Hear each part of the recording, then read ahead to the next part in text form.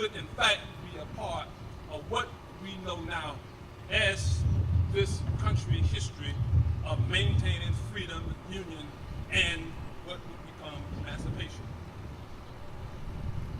Lastly, right here in the District of Columbia, that Congress decided that there would be the emancipation of those persons in the District of Columbia that were being held as slaves. And they gave the authority under the D.C. Compensated Emancipation Act of April the 16th, 1862, for those persons who were being held in the nation's capital to be released from slavery. So you see, Lincoln was not acting alone. Lincoln had his Congress. And in that Congress, he had some strong personalities. He had persons like Thaddeus Stevens. He had persons like Charles Sumter. He had persons outside that Congress who was pushing for him to move forward, to maintain the Union, and also to give us emancipation. You had persons like Frederick Douglass and Horace Greeley, and you had persons right here in this city like Henry McNeil Turner. He was, at that time, he was the pastor at a church that was started in 1820. It was the first free and independent black church in the District of Columbia. Israel Bethel Church, now known as Israel Metropolitan CME Church. This church gave us the first free persons to break away from a white church and start their own church. So emancipation didn't start in the 1850s and the 60s. It started long before that, because blacks were saying the same thing that Dr. King said in his speech at the monument. That the question is that these people want to be free. Now, what about the soldiers? How did they help that happen? Well, I'm glad to say that the story I'm giving today is already being shown to you through some of the statutes. But I want to go back into history and pull a few persons that we recognize as historical authority to see what they had to say about this event. And let me be very brief, because you got one of the best Lincoln historians coming behind me that I think are going to make sure that you don't forget any of the connections. But briefly, I went back and I wanted to find what was being said in history about some of these troops. And so I first looked at John Hope Franklin to see what John Hope Franklin had said. And John Hope Franklin said that prior to Lincoln issued the Emancipation Proclamation on January 1, 1863, repeated attempts by blacks to serve in the military were flatly rejected. He quote, "At a meeting in Boston, these blacks passed a resolution urging the government to enlist them. They said, our feeling urged us to say to our countrymen that we are ready to stand up, stand by, and defend our government as the equal of the white defenders, to do with our lives, our fortune, and our sacred honor for the sake of freedom and as good citizens. And we ask you to modify your laws that we may enlist, that full scope may be given to the patriotic feeling that burned in the colored man's breast." I didn't stop there with Franklin. I said, well, what about the father of black history as we know it, the one that gave us the Black History Week and marked now into Black History Month? And we are making, because of what we're doing, Black History Year. We are celebrating Lincoln and we're connecting them up with these troops. So I went to Carter G. Woodson and said, what did Carter G. Woodson say about these troops? And so I share with you briefly what I found about Carter G. Woodson. He said, regarding the use of the Negro troops, one might inquire as to exactly what was the status of the Negro troops. In the first place, they were not treated as the equal of white men. There were objections to giving them the same compensation offered to white. The 54th and the 55th of Massachusetts refused to receive their pay until it had been made equal to that of the whites. Negro troops, moreover, were often used by white troops for fatigue duty. Because of this notorious discrimination, many of these soldiers became vested, sullen, and even insubordinate. Yet, these Negroes distinguished themselves as soldiers. Men under whom these troops fought in battle were loud in praise of their gallantry and their modesty. Negroes served in almost all parts of the South. They engaged in the perilous Southern Epistol expedition to burn a bridge between Walton Bluff to aid General Sherman, and participated in the action at Honey Hill. Speaking of their bravery and of the expedition to Dobie River in Georgia, General Rufus Sexton said that they fought with most determined bravery. Surgeon Sept Rogers, operating in South Carolina, said that braver men never live. Colonel T.W. Higginson himself believed that it would have been madness to attempt with the bravest white troop what he successfully accomplished with the black. Even in the failure to carry Fort Sumter, a point necessary for the capture of Charleston, the Negro troop bore the severest test of valor. They sacrificed themselves along with their gallant leader, Colonel Robert Shaw, who in discharge fell mortally wounded. Carter G. Woodson was very, very clear. He went on to say that in the Mississippi Valley, they fought still more bravely. Negro troops made 6 such desperate charges on a fort at Fort Houston, that a reporter said that the deeds of heroism performed by these black men were such as the proudest white men might emulate. General Banks said in referring to their behavior, "It gives me great pleasure to report that they answered every expectation. Their conduct was heroic. No troops could be more determined or more daring." Other troops from Louisiana showed themselves equally brave at Milliken Bend. Reporting this valor, Captain Matthew Miller said, "So they fought and died coolly, bravely, not hastily did they expose themselves, but they were steady and obedient to orders. And so went orders to death in the massacre at Fort Pillow in Tennessee. There the Confederates, in keeping with their bold declaration not to give quarters to the slaves striking for their own freedom, slaughtered them as men kill beef." Let me conclude by going to the words of Lincoln. What did Lincoln say about these troops that we can record in history? Lincoln said, and I quote, "The slightest knowledge of arithmetic will prove to any man that the rebel army cannot be destroyed with democratic strategy. It would sacrifice all the white men of the North to do it.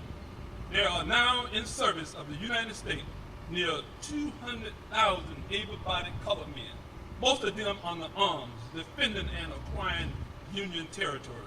Abandon all posts now garrisoned by black men, take 200,000 men from outside and put them in the battlefield or cornfield against us, and we would be compelled to abandon the war in 3 weeks." Let me close by saying this. You have to study this history. Thank God that this history is being told. But there's a piece that was inspired by this history and the man named Lincoln that we should never forget. A lot of us don't realize, but the Negro National Anthem that is sang now has been a song that was inspired by the birthday of Abraham Lincoln. That song was inspired by Lincoln when John Weldon Johnson and his brother, they were performing an exercise on his birthday in Jacksonville, Florida in 1900. And they came up with these words to kind of put in perspective Lincoln, the Emancipation. And they said in that song, and I think I'm going to quote those words to you because I think it captures the world that Lincoln faced and some of the decisions that Lincoln had to make. And Lincoln did not veto any of those bills passed by that Congress in 1862, 1861, 1863. Lincoln signed those bills. But in those words in the Negro National Anthem, it says, "A time when hope unborn had died." And that time when hope unborn has died was the time from the founding of the country until Abraham Lincoln signing of that Emancipation Proclamation. The hope of liberty and freedom and equality for all was never made a part of reality in this country. But Lincoln stood up as the commander-in-chief of these colored troops, and Lincoln did what has to be one of the most boldest things that has happened up to that time. He consulted with black and he consulted with white, but most of all, he consulted with God. And in God, Lincoln made the right decisions, even though they were difficult decisions under difficult times. And that hope unborn that had died in the Civil War came alive because he decided to not let just the white men fight this war, but he's going to bring the black guys into it also. And that is part of what we're doing. Under Lincoln's leadership, today when we unveil that statue, we are telling the story. Thank you, Mr. Commander-in-Chief, for seeing the whole part of this country, not just the white part, but the black part. Thank you.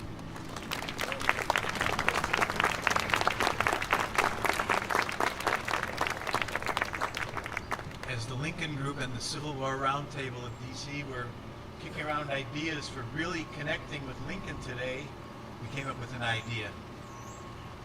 One living connection with Lincoln, Mary, and these sons, and their sons, are these candies, Necco wafers.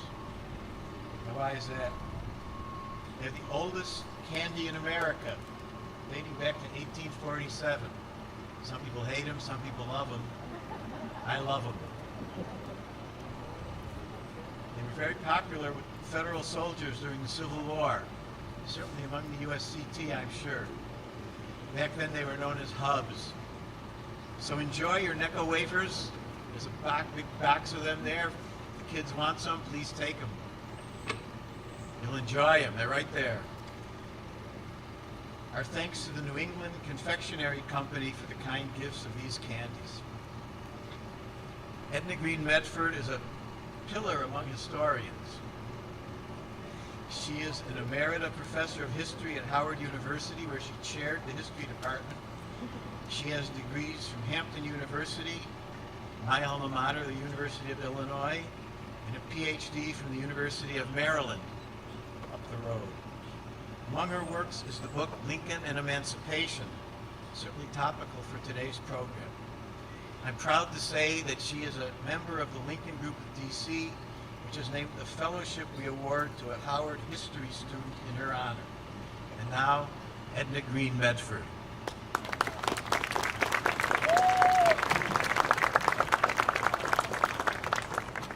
Thank you, Ed. I'm so sure I always have to adjust these microphones. It is absolutely a privilege to be invited to say a few words about my favorite topic, Lincoln and Emancipation. Yeah, I know. Can you hear me now? Okay, good, terrific. I would like to especially thank Dr. Smith, Dr. Chitty, and the organizers of this program, Ed Epstein, and the folk who worked with him as well. So thank you so much for including me. Remind me not to ever follow a lawyer. They cover all of the bases, okay? So you don't have a whole lot to say after you've heard from them. But I'm going to try to add a little bit to what Mr. Bell has so ably given you this morning. New Year's Day, 1863, began much like any other for the beleaguered president. A war of attrition did not permit a day of rest. So Abraham Lincoln conducted business until 11 o'clock a.m., then met in the Blue Room with diplomatic guests, military officials, and other well-wishers. After 3 hours of exchanging pleasantries, he returned to his office. There he steadied his shaking hand, cramped from the day's activities, before signing a proclamation that promised freedom to more than 3 million enslaved people who remained under Confederate control. John G. Nicolay and John Hay, the president's secretaries, were present at the signing and noted the simplest and briefest formality with which the act of emancipation was carried out. No ceremony was made or attempted of this final official signing, they recalled. There was no special convocation of the cabinet or of prominent officials. Those who were in the House came to the executive office merely from the personal impulse of curiosity, joined to momentary convenience. His signature was attached to one of the greatest and most beneficent military decrees of history in the presence of less than a dozen persons. No one present on that day was more aware of the magnitude of his actions than Lincoln. He had avoided making such a move for the first 18 months of the conflict, believing it to be a war about union and not freedom for the enslaved. He knew there was great risk involved. A turn in the direction of emancipation might push the 4 slave-holding border states into the embrace of the Confederacy. He also feared the backlash such action would create in certain areas of the North. While many Northern white men and women were anti-slavery, most were not abolitionist, and certainly not pro-black. In fact, a few weeks before the attack on the federal installation at Fort Sumter, Congress passed an amendment to the Constitution that, had it been ratified, would have prevented the national legislature from interfering with or abolishing slavery in that state, in any state, excuse me. The ratification process for this proposed 13th Amendment ended when the war began, and it's not to be confused with the actual 13th Amendment that was passed at the end of, that was ratified at the end of 1865, that abolished slavery forever in the United States. Lincoln had his own complex thinking about slavery and freedom. He believed slavery was morally wrong, a monstrous injustice, as he put it. But since enslaved men and women were legally designated as property, nothing could be done about its existence except to contain it and allow it to die a natural death. He believed slavery had been placed on a path of extinction in the earliest days of the nation's founding by prohibiting it from the Northwest Territory. Unlike the abolitionist, he was willing to wait until that natural process had concluded. But the war convinced him to alter his thinking and take hold of the institution that was the cause of the nation's division. After issuing an ultimatum to the Confederacy on September 22nd, 1862, Lincoln and the rest of the nation waited for a response. Many found themselves in the strange position of hoping that Union victories on the battlefield would not be so great as to convince Lincoln to abandon the idea of using emancipation as a military tool. When the secessionists refused to comply with the stipulation that they return to the Union in 100 days, Lincoln signed the final proclamation. Citing military necessity, he sought to justify why he was taking such extraordinary action. Yet he was keenly aware of the humanitarian implications of such a decree. If my name ever goes into history, he purportedly declared at the signing, it will be for this act, and my whole soul is in it. As Lincoln anticipated, the proclamation provoked strong reactions in both the Union and the Confederacy. Secessionists and Southern sympathizers considered it an invitation to wholesale murder by the enslaved men, and feared the end of civilization itself was at hand.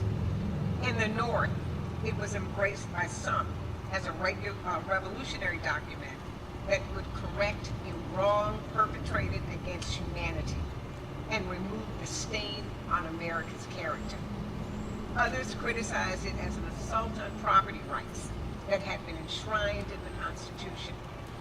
Abolitionists praised it for promising freedom to enslaved persons residing within the Confederate States, while others condemned it for not including those under Union control or in the border states. Still others recognized that the proclamation, although limited in scope, opened the door to the death of slavery everywhere it existed in America.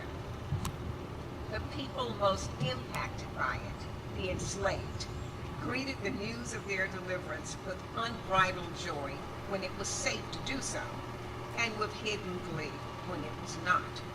Some of them chose to stay put, elected to help hasten the defeat of slavery from within by disobedience and disruption. Others, eager to leave years of oppression behind, chose to attach themselves to the Union forces as they passed through the countryside or sailed down inland and coastal waterways. Still others made their way to the nearest federal coast, where they became military laborers and increasingly soldiers for freedom. The national black community was elated that Lincoln was willing not only to embrace emancipation, but also to permit black men to become regular recruits in the liberating army. It was an opportunity many had sought since the beginning of the conflict, but had been denied because most Northerners considered it a white man's war. Now they were being given the chance to secure their own freedom and that of other black men and women while staking the claim to full citizenship when the war was over. And fight they did, with courage and determination honed by centuries of struggle. Within months of issuing the proclamation, Lincoln foretold the contribution black men would make in helping to arrest the national crisis. Although unable to accept an invitation to travel to Illinois to speak before a gathering of unconditional Union men, the president instead submitted a letter that he requested be read to those assembled. For Lincoln, the occasion provided an opportunity to explain why his proclamation of freedom could not be rescinded. "You say you will not fight to free Negroes," he wrote. "It seems some of them are willing to fight for you. Negroes, like other people, act upon motives. Why should they do anything for us if we will do nothing for them?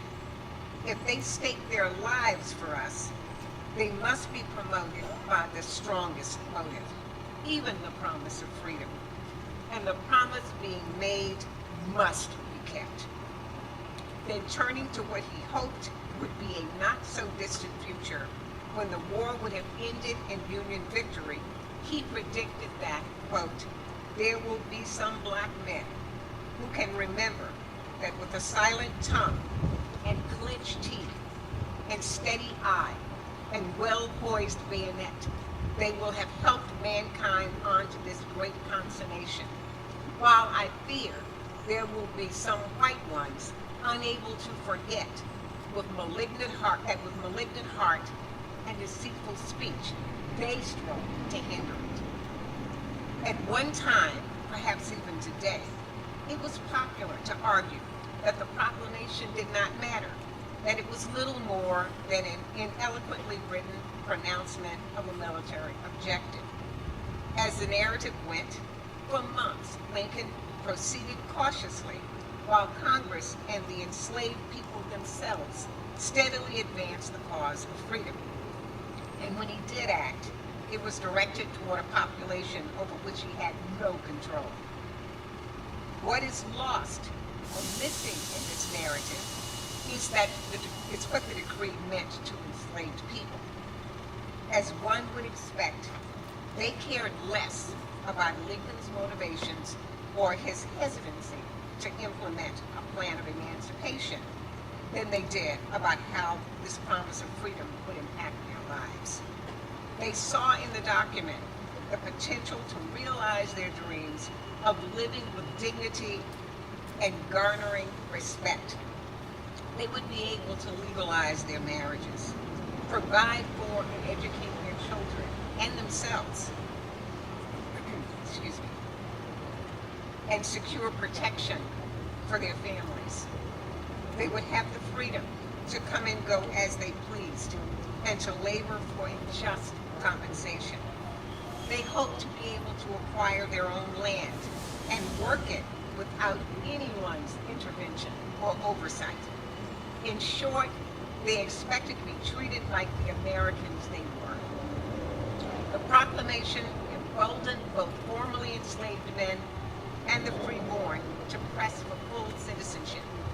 Understanding that freedom was fleeting without civil and political protections, they called for the right to testify in court against white men and women, to serve on juries, and to participate in the elective franchise. A petition signed by a group of black men near the end of the war reflected the determination with which they pressed for their rights. And I quote, "This is a democracy, a government of the people. It should aim to make every man, without regard to the color of his skin, the amount of his wealth, or the character of his religious faith, feel personally interested in its welfare. Every man who lives under the government should feel that it is his property, his treasure, his bulwark in defense of himself and his children and his family, his pearl of great price, which he must preserve, protect, and defend faithfully at all times, on all occasions, and in every possible manner. Referencing the service of black men during the war, the petition concluded with, "The government has asked the colored man to fight for its preservation, and gladly has he done it. It can afford to trust him with a vote as safely as it trusted him with a bayonet." Lincoln most certainly understood their concerns. His political views had been shaped by the assertion in the Declaration of Independence that human beings possess certain rights that could not be taken away. And although he did not believe in promoting a complete equality between black and white people, an attitude he shared with most white Americans of his day, he did subscribe to the notion that everyone should have, in his words, a fair chance in the race of life. For the time being, however, he was prepared to support limited enfranchisement, specifically the extension of voting rights, to black veterans and those he deemed ready to accept the responsibility of political engagement. It would take passage of the Reconstruction Amendments to secure the rights for which black men had fought and died.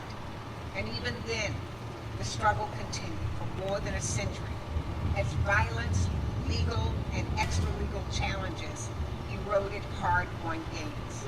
The role that black military men had played in winning the war was suppressed, and in some areas of the country, erased entirely. Over time, the full significance of the proclamation was lost in the simplistic refrain, "Lincoln freed the slaves."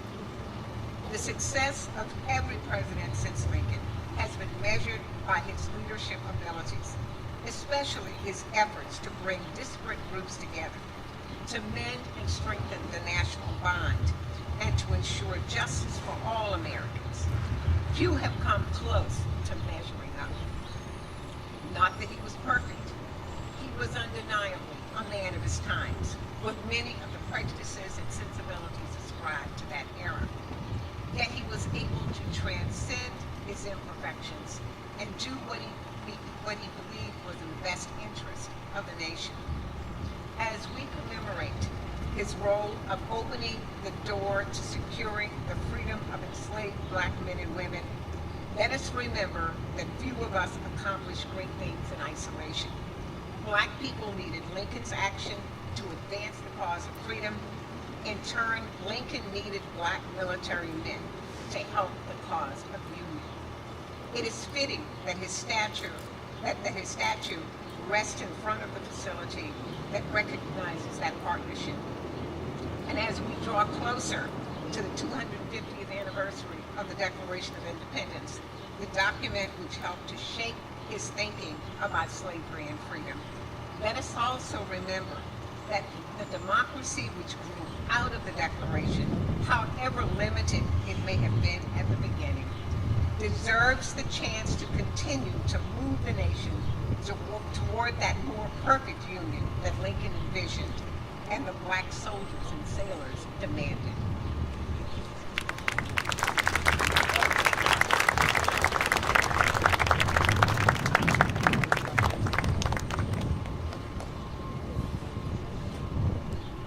Stan Watts, are you around? In a few minutes. Just want to make sure you're here. As the nation prepares to mark the 250th anniversary of our Declaration of Independence, it is vital that we remember what President-elect Abraham Lincoln said in February 1861 on his circuitous trip to Washington for his inauguration. On February 22nd, George Washington's birthday, he was in Philadelphia and spoke at Independence Hall, where the Continental Congress had adopted the Declaration in July 1776. And this is what he said, quote, all the political sentiments I entertain have been drawn, so far as I have been able to draw them, from the sentiments that originated and were given to the world from this hall.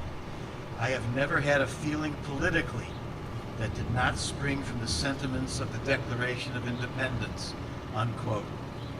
And what were those sentiments? Quote, we hold these truths to be self-evident, that all men are created equal, that they are endowed by their Creator with certain inalienable rights, that among these are life, liberty, and the pursuit of happiness, unquote. The self-taught Lincoln was an insightful man. He understood that this statement of so-called truths in the Declaration was not a statement of the way things were, but rather an aspirational assertion. That is why in his November 1863 Gettysburg Address, which is all about the unfulfilled promise of the Declaration of Independence, Lincoln said that the nation was, quote, dedicated to the proposition that all men are created equal, unquote. That is a proposition, a bet, a challenge that has to be renewed by every generation. That is why at Gettysburg, in the midst of a great civil war being waged to save the Union and end slavery, he called for, quote, a new birth of freedom, unquote. And he said that his deepest hope was, quote, that government of the people, by the people, for the people, shall not perish from the earth, unquote. For 2026, the Lincoln Group of DC and other groups are launching Lincoln 250, a project that we hope will ensure that commemorations of the 250th anniversary of American independence next year includes discussion and appreciation of Lincoln's challenge to us, the latest generation of Americans, to ensure that all are treated equally and that everyone gets a fair opportunity to advance to the best of their abilities. Visit our website at lincoln250.org to learn more and follow us on Instagram at a.lincoln250. Almost 90 years after the Gettysburg Address, another great Illinoisan, Adlai Stevenson, who was then governor of his state, spoke at Gettysburg about Lincoln's challenge to us. And this is what he said, quote, the struggle for human liberty goes on. The struggle must be refought by every generation, and democracy is threatened not alone by hostile ideologies abroad, but by fear, greed, indifference, intolerance, demagoguery, and dishonor here at home. Lincoln's fight is not finished, Stevenson added. Let us remember those words and act. Let's get to it. Thank you.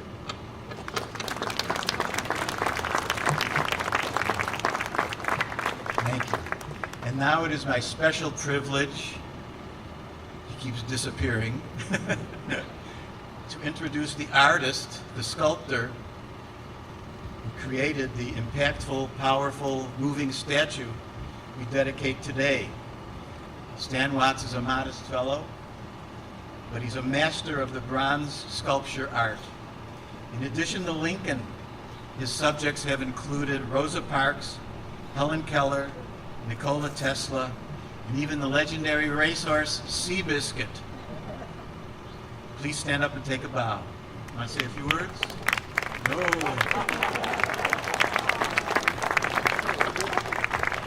His art speaks for him. You'll all get to see it in a few minutes, hopefully. Our next speaker is the Honorable William T. Newman, Jr., former Chief Judge of the Arlington Circuit Court in Virginia. He is now an attorney in private practice. Judge Newman is also a stage performer, known for, among other things, his portrayal of playwright August Wilson and other roles. He will now read out the final version of Lincoln's words, the Emancipation Proclamation, the document that is the reason we are here today. Many of you have parchment copies of it. You can follow along, and the judge will decipher Lincoln's handwriting for you. Judge Newman.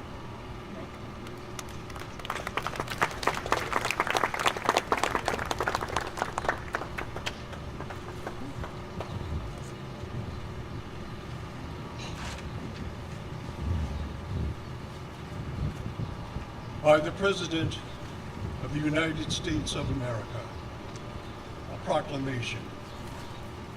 Whereas, on the 22nd day of September, in the year of our Lord, 1862, a proclamation was issued by the President of the United States, containing, among other things, the following, to wit, that on the first day of January, in the year of our Lord, 1863, all persons held as slaves within any state or designated part of a state, the people whereof shall then be in rebellion against the United States, shall then, thenceforward, and forever be free. And the executive government of the United States, including the military and naval authority thereof, will recognize and maintain the freedom of such persons and will do no act or acts to repress such persons or any of them in any efforts they may make for their actual freedom. That the executive will, on the first day of January aforesaid, by proclamation, designate the states and parts of states, if any, in which the people thereof, respectively, shall then be in rebellion against the United States, and the fact that any state or the people thereof shall on that day, in good faith, represented in the Congress of the United States, by members chosen thereto, and elections wherein a majority of the qualified voters of such state shall have participated, shall, in the absence of strong countervailing testimony, be deemed conclusive evidence that such state and the people thereof are not then in rebellion against the United States. Now therefore I, Abraham Lincoln, President of the United States, by virtue of the power in me vested as Commander-in-Chief of the Army and Navy of the United States, in time of actual armed rebellion against the authority and government of the United States, and as a fit and necessary war measure for suppressing said rebellion, do, on this first day of January, in the year of our Lord, 1863, and in accordance with my purpose, so do publicly proclaim the full period of 100 days from the day first above mentioned, order and designate as the states and parts of states wherein the people thereof respectively are this day in rebellion against the United States, the following to wit: Arkansas, Texas, Louisiana, except the parishes of St. Bernard, Plaquemines, Jefferson, St. John, St. Charles, St. James Ascension, Assumption, Terrebonne, La Fourchette, St. Mary, St. Martin, and Orleans, including the city of New Orleans, Mississippi, Alabama, Florida, Georgia, South Carolina, North Carolina, and Virginia, except the 48 counties designated as West Virginia, and also the counties of Berkeley, Accomack, Northampton, Elizabeth City, York, Princess Anne, and Norfolk, including the cities of Norfolk and Portsmouth, and which accepted parts are for the present left precisely as if this proclamation were not issued. And by virtue of the power, and for the purpose aforesaid, I do order and declare that all persons held as slaves within said designated states and parts of states are, and henceforth shall be free, and that the executive government of the United States, including the military and naval authorities thereof, will recognize and maintain the freedom of said persons. And I hereby enjoin upon the people, so declared to be free, to abstain from all violence, unless in necessary self-defense. And I recommend to them that in all cases when allowed, they labor faithfully for reasonable wages. And I further declare and make known that such persons of suitable condition will be received into the armed service of the United States to garrison forts, positions, stations, and other places, and to man vessels of all sorts in said service. And upon this act, sincerely believed to be an act of justice, warranted by the Constitution, upon military necessity, I invoke the considerate judgment of mankind and the gracious favor of Almighty God, in witness whereof I have hereunto set my hand and caused the seal of the United States to be affixed. Done at the city of Washington, this first day of January, in the year of our Lord 1863, and the independence of the United States of America, the 87th, by President Abraham Lincoln.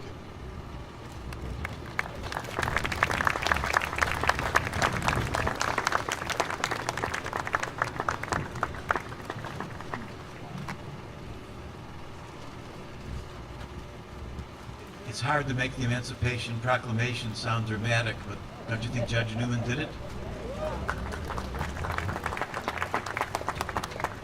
We wouldn't be here today if not for our next speaker.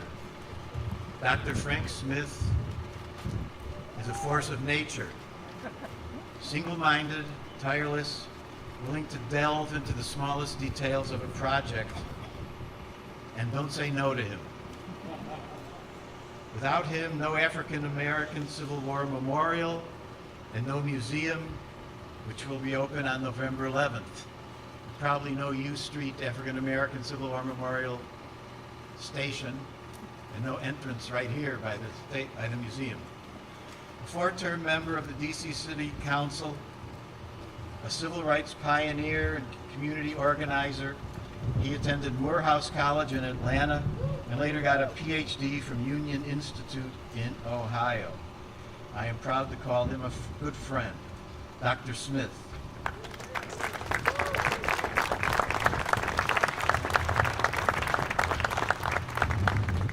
Okay. Good afternoon, everybody.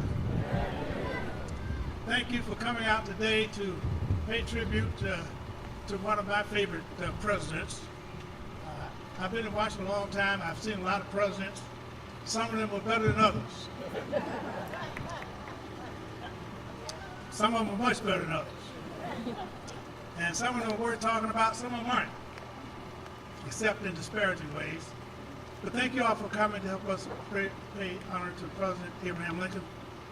This is the first leg of a three-leg stool. The second one will take place at Howard University on August the 16th, and we will honor the birthday of George Washington Williams, who had the vision to build this monument back in 1870. And as John Hope Franklin will say later, I picked up this idea 100 years later and made it a reality here at this subway stop on U Street in Washington, D.C. I did it with a lot of help from people. Some of my board members are here. Almost everybody here is a donor. I want to thank all of y'all for joining up with me in the last part of this thing to raise this last couple $100,000. We had people donate to us. I didn't even know they had any money. Some of them gave a lot. I didn't know they had any money. Some of them I was reluctant to ask because I didn't know they had any money. But I have to say that we have another Herculean project scheduled for November the 11th, for our grand opening for the museum. I announced to the public that at that time we were going to read all 209,145 names. We don't make no small plans. We make big plans. That means we have to have a lot of help. That means all of you all out here are going to help us read these names. Or I'm going to be like Senator Booker up here 30 hours by myself. And I'm older than he is. My bladder is not as strong as his, so I can't do it. But I got some help. So I'm going to bring on some of my help here. Principal Kip and the students from Garrison, William Lloyd Garrison Elementary School, which is our school right down the street. Principal Kip has turned this school into a museum. And he has outstanding scholars here with us today. They have to go back to school for lunch. So I asked the councilman to switch places, let him say a few words. William Lloyd Garrison Elementary School.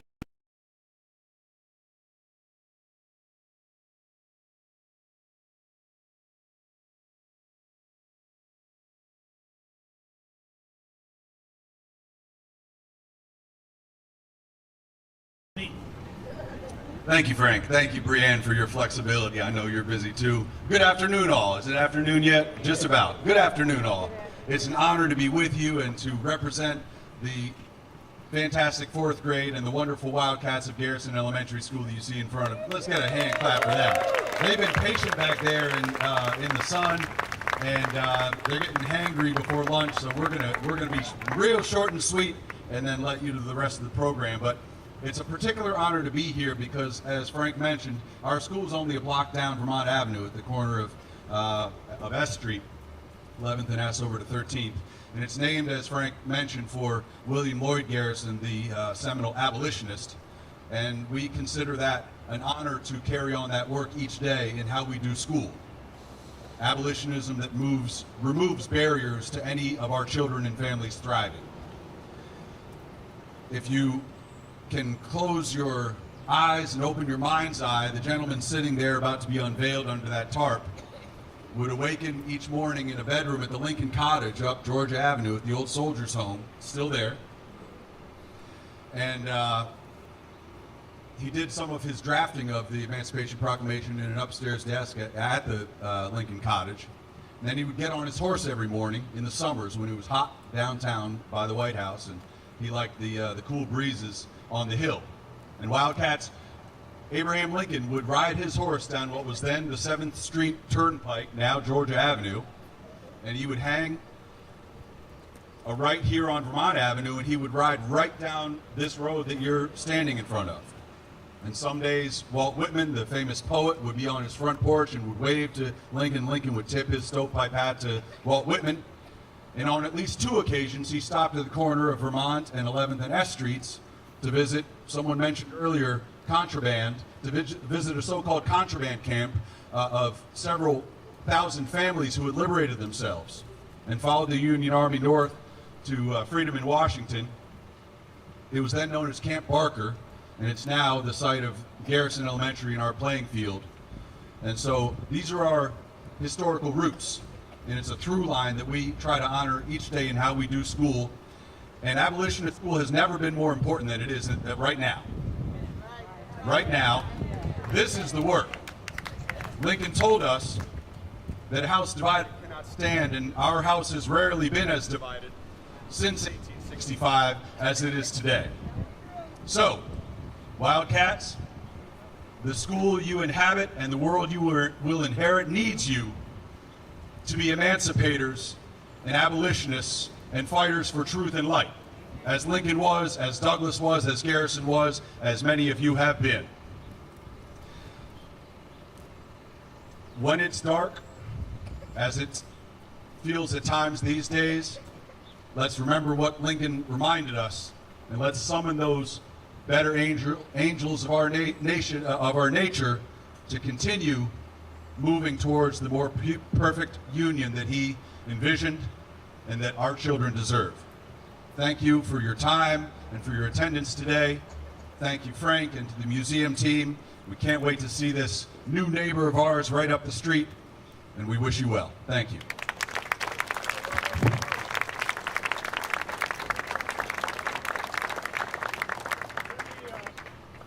Each one of these students has been given a little binder like this, and guess what's in the binder? There's a bunch of names that come off this wall right here. They get to practice from now to November. Everybody gets homework when they come to this place. And we expect them to be here with the whole school at that time. That's how we're going to get it done, Judy. You and I are not going to have to do it all by ourselves. We're going to have a lot of help. All the schools and churches around here and all the other museums are going to join us. Thank you very much, Principal Kip, and your young people. Keep up the good work. Thank you. Thank you.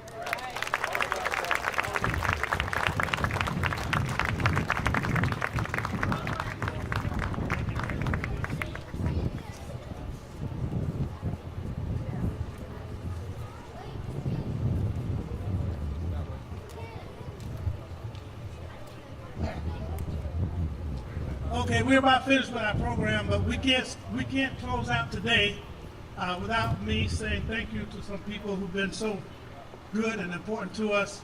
Of course, the board of directors that's here today. I saw at least two or three of them. The chairperson, Audrey Hinton, and the treasurer. I saw her out there a few minutes ago. She takes care of the money, keeps us all rich and happy, or maybe not so rich. We're still happy.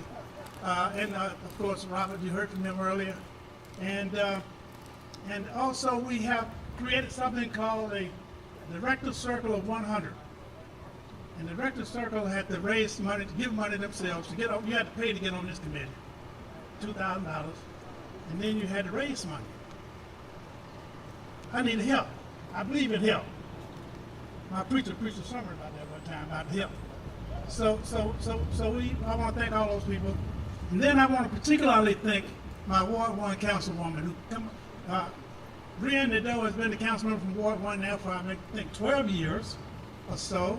And she's threatening not to run again, y'all. We got to pray her up because she's the best councilwoman we've had in Ward 1, and she always takes care of us.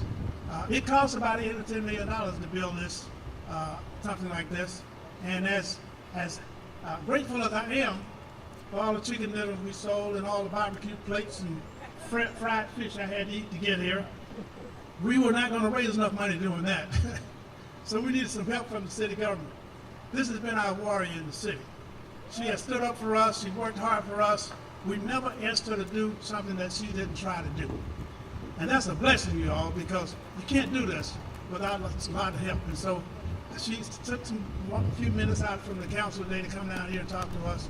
And I'm going to give her a few minutes to say hello, and then she's going to go across the street with us for this unveiling of President Abraham Lincoln. Brianne Nadeau, an outstanding council member from Ward 1. Let's give her a hand, you all.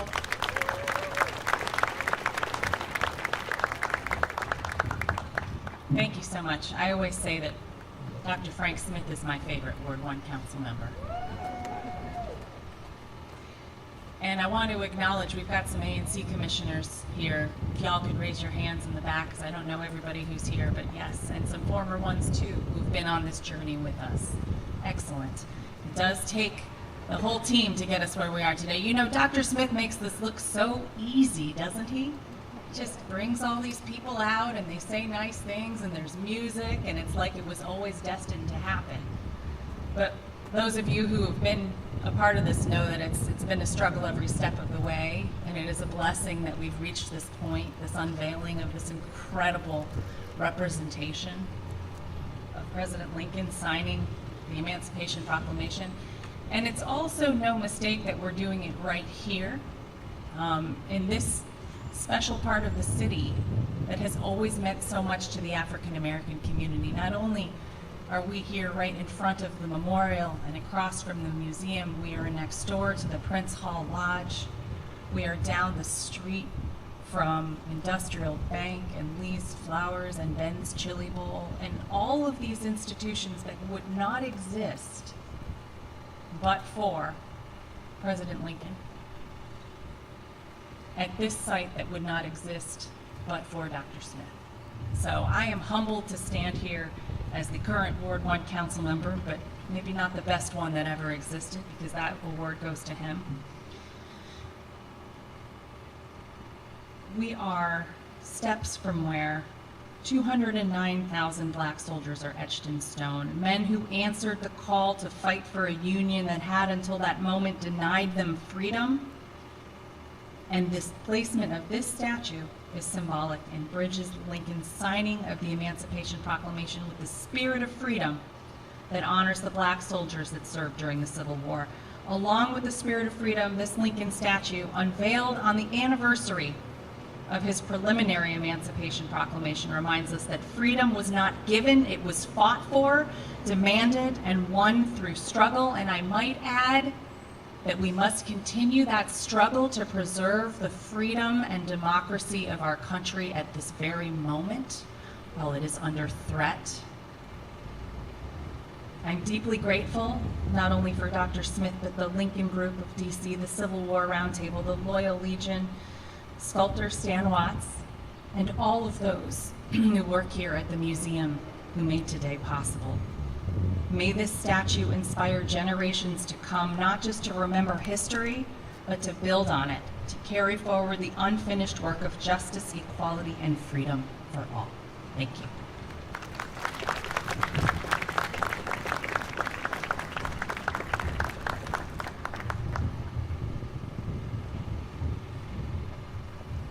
That concludes this portion of the program.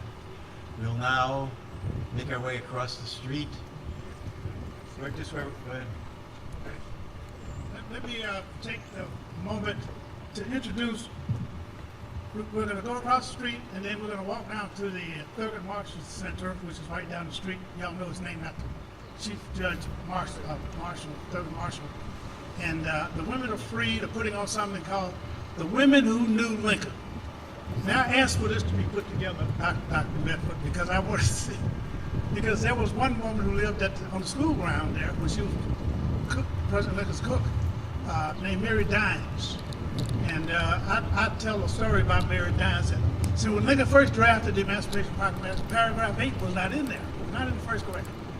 But in between the first and second graph, Mary Dines stirred a little extra something in his coffee. That's right. She was cooking breakfast for him in the morning. And she said, now, President, you need to do this. And if that didn't work, she invited him to come to church. That's his husband gift. So we're going to get to meet two women who knew President Lincoln. One of them is Mary Dines, who's here now with her uniform on over there under the tree. She can't hear me. She's doing something else. And then we have Keckley, who was a dressmaker, and who taught the foreign language to her in her ear. Now you all heard the story about this, right? So you're going to get to meet her, and I think there's a third one. There were three women who knew Lincoln. Who's the third one? Elizabeth Thomas. Oh, you know her name. She owned land up there in Fort Stevens that got taken from her. You're going to meet these women, and we'll also have some food there at the Thurgood Marshall Center, 1816 12th Street, just down the street here. Our color guard is going to lead you across the street for the unveiling, and then we will leave there and they'll lead you down the street. Okay? And then we have some food and drink down there. Now you take it over there, Ed. The statue will be unveiled by Frank, Stan, and Councilwoman Nadeau. Anyone else from the board? And the board members of the museum. So can the musicians strike up a tune for us as we make our way across the street? Everybody see the flag over there? Right under the blue tire. Raise the flag. You're hot. All right, we're going to follow the honor guard. Thank you all for coming. Oops, sorry. Oh, thank you. Up and about, and also I love your hair. And it's magnetic because you know they hold it. Where did they come from?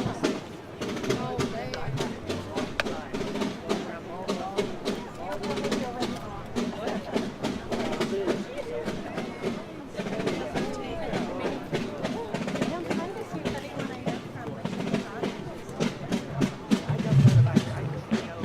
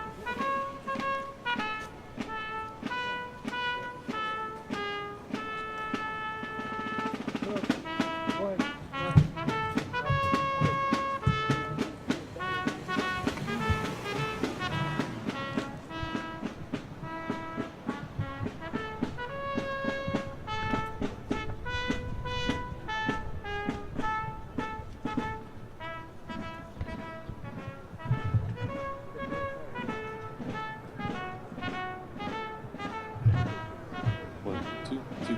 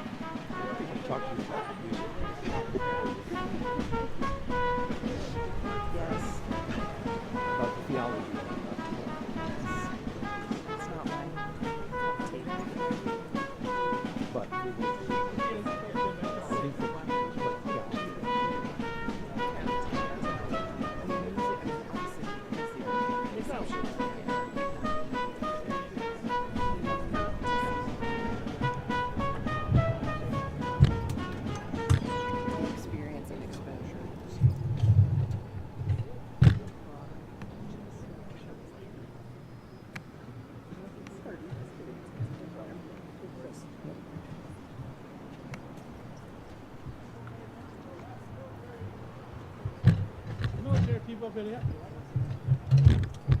Okay, so let me ask all the board members to come up. Our councilwoman, members of the board, Robert. Hey.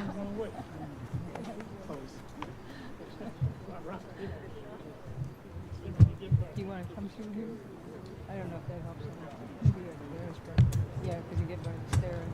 Okay, do we have any other board members out here? One of them went down. Okay, so now, we also have a group of, a committee of Director Circle of 100. Can you all come up here with us also? All right. And then Ed Epstein's committee, Director Circle of 100, former Councilwoman Betty Ann Gibber.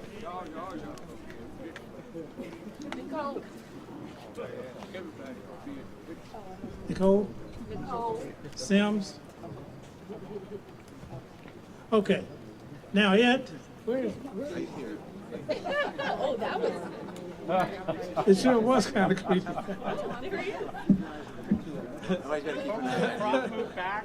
All right, so any other members of your committee that you want to bring up? Mick and Bill Dickinson here. Yeah, Mick Bedard. okay, so is there anybody here from the DC Commission on the Arts? Okay, well, the DC Commission on the Arts, let me say publicly, thank you very much. They gave us not only money to do this monument with, but when the installation costs went way over budget, they gave us more money. So thank God for them. Thank God for this government. And let me just say something about that too, because as I watch these, the federal government pull money away from monuments and museums around the country, we're lucky that this one was funded by the city government. They didn't have any choice. They never gave us any, so they couldn't take any from us. Now, we're not going to stop trying to get it because we pay taxes like everybody else. And we deserve support like everybody else. And besides, these people won't be here forever. Oh, yeah, that's right. Oh, yeah. Hey, truth crushed the earth will rise again. I heard that from Dr. King. So we're still going to keep trying. Now, I've got some people from the oh yeah, look, let's get our street there. Are they up here? The ladies in uniform? Okay. So y'all have some people practice how to take this thing off, and nobody appears to help me right now. Can anybody move to the back so we can get a layered shot? Oh, you want to have that? Okay. So anybody who wants to be in this, actually, if you get up there, it'll be even better. Board members stay down here. Board members stay down here with me. Be careful. Come on. You want to come up here with us? All right, so I guess I'm going to have to do this by myself. Oh, no. Okay. Yeah, I'm going to give you a count.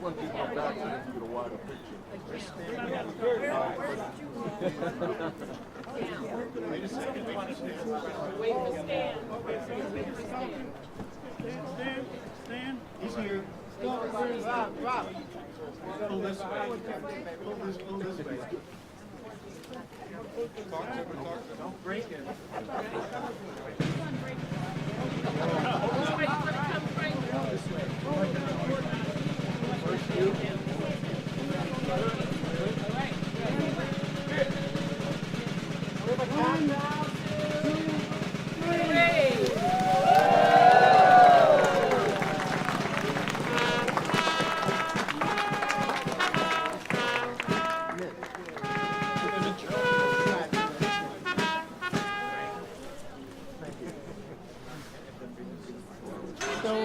Stan Watts, who's our sculptor, come up. What's up? He's behind you, Frank. It's right there.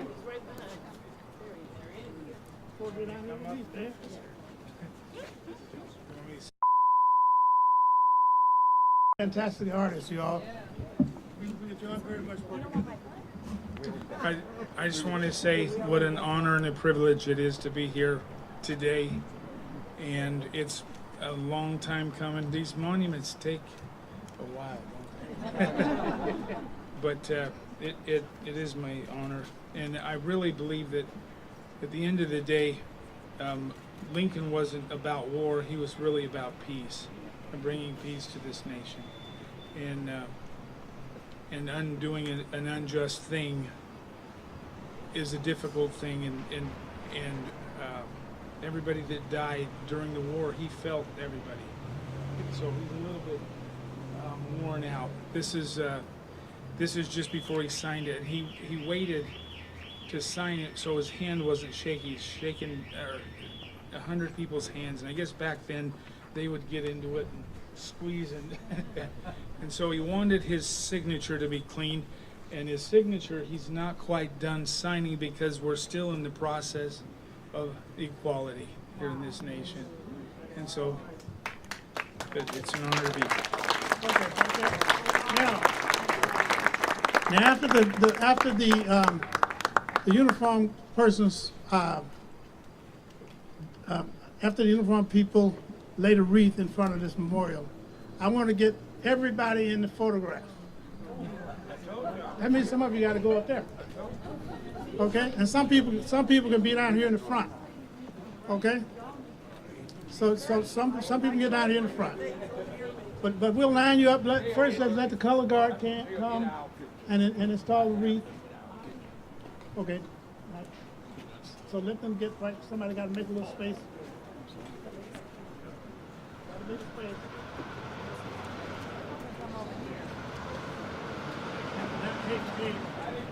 Hey. Right. So now, Right.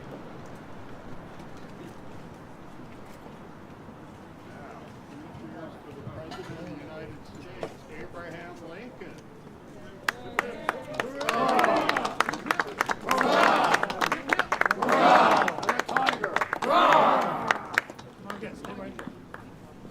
okay, now, we can do this, right? If we can do this, if you all want to do it, we can do this, right? So could the people back there, y'all file up on top right here? Okay, so the people in the back, the people out on the street. Are you wanting the whole audience? Yeah, how about the whole audience? We're going to shoot the photograph from out there. So everybody come on up here. This is a once in a lifetime opportunity. You'll save this photograph for your children and great grandchildren.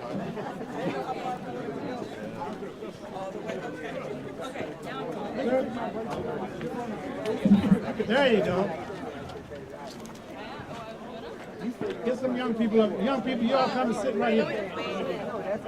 Come on.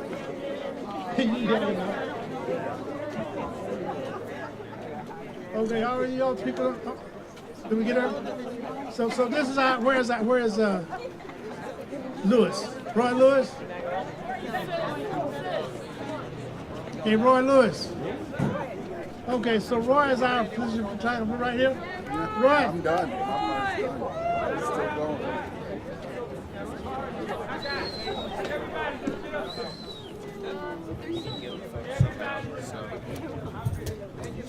Okay, so we still need some more people up here. Come on out. Where are our soldiers?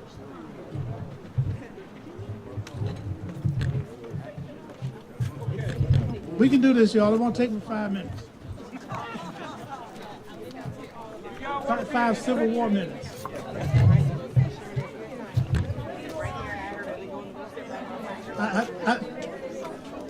You know, every once in a while I tell Marquette that one of the reasons why it took so long for making him win this war because it was hard for him to get his army organized.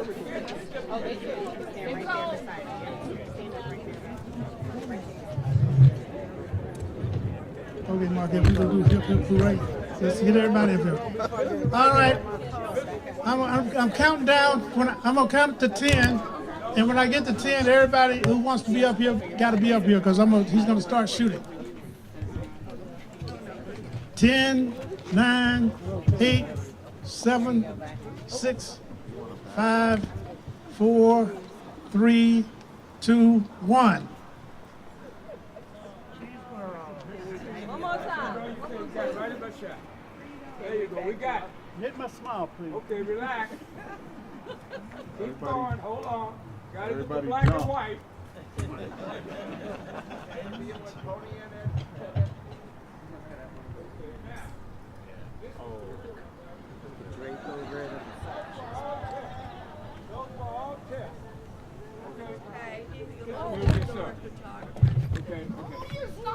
I'm trying to do this, and you keep getting in my way. This is where we have to go to. To do our job. Okay, now this is the serious one. Okay, this is serious. Give me that. And trumpet players, could you come up a little so you can be in the picture? Go ahead, sir. Okay, all right. Okay. If you can't see the camera, you're not in the picture. Okay? All right, this is it. Hold it. Oh, video. Gotta get video. See, you forget about it. Video. Thank you, Frank. Hallelujah. Hallelujah. Hallelujah. Hallelujah. All right, hold on. See, the black and white is like the official.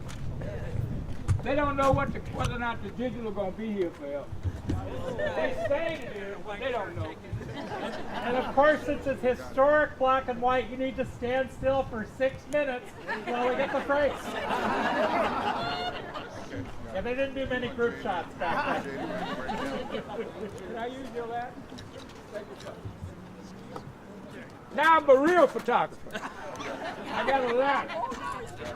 All right. Careful, right?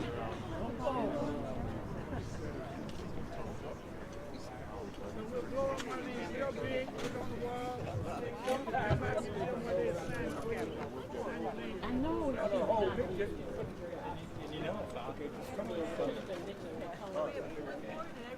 All right.